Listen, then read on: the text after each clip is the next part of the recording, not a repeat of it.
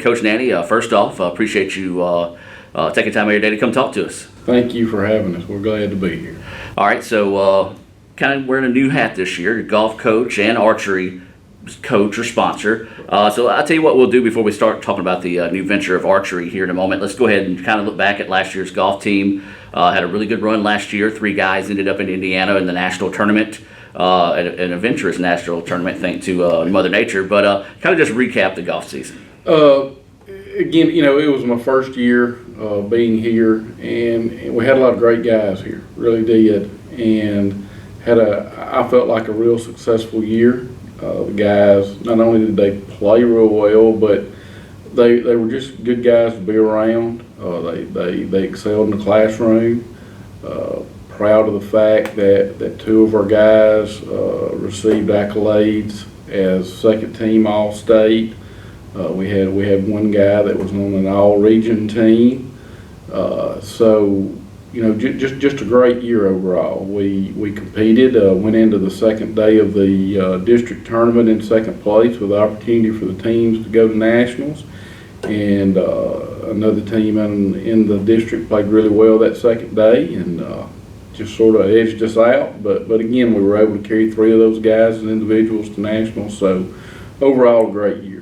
And what a lot of people don't realize is, of course, everybody recognizes football, baseball, softball in the MACJC, just having teams ranked in the top 10. Gulf Coast pretty much hangs out at number 1 all season. Meridian, other teams like that. You guys were ranked a couple of times this year as well. So this golf, the MACJC as a whole is just tough, top to bottom. Two perennial powers every year in Mississippi Gulf Coast and Meridian, and for us to be able to compete with them last year, I was just proud of our guys and how they handled that.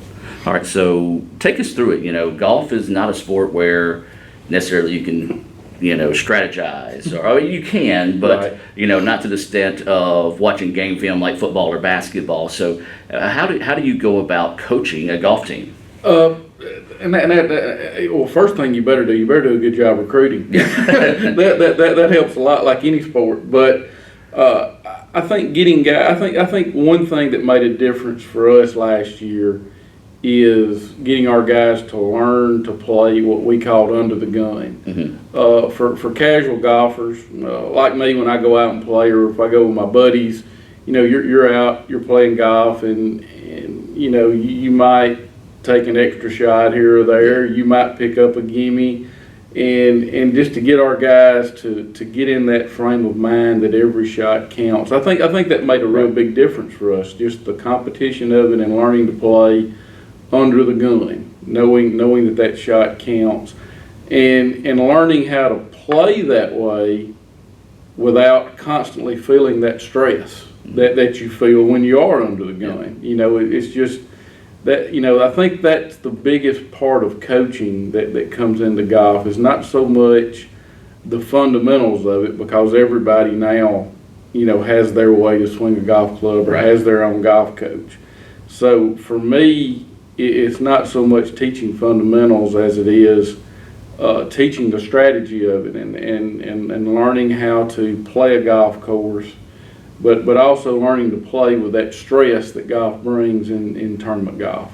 Absolutely. Of course, I played college golf here myself, transferred back in from Mississippi State, and I think that's a good point. A lot of people don't really think about. They think, it's just like going to the golf course on a Sunday and going to play. So tell me about the recruiting process. How do you go about finding the guys that you want to be part of your program? Well, I came when I came to Etowamba, and one of my first conversations with Coach Ball, our athletic director, was that I believed we had enough golfers in our area where we can compete nationally. I mean, I believe that. So recruiting wise, I always try to start in our area, because I do believe that we have great golfers around here. I have a group coming in this fall of area guys or close to our area guys that I believe are going to be really good golfers. We have golfers in our next recruiting class from our surrounding schools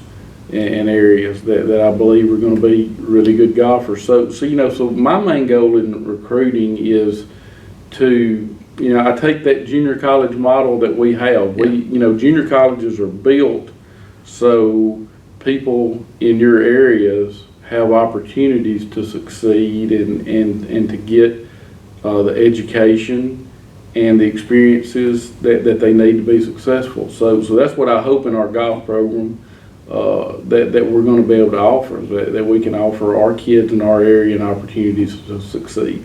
And that's kind of just the mantra of the college as a whole. You want to get the good kids out there that can compete, but they're student athletes, and the Right. first part is student part, and that's very important value to you. And as a parent of a kid coming to ICC, that's got to make them feel well too, knowing that, unfortunately for myself included, golf is not going to last forever unless you can play forever, but you can't make a living playing it forever. Right.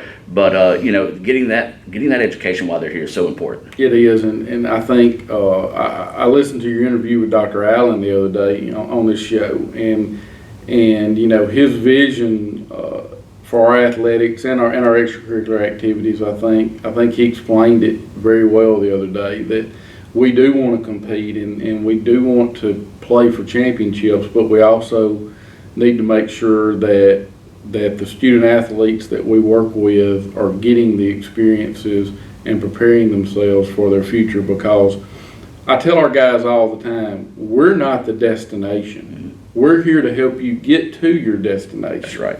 So, so that's what I hope we're doing.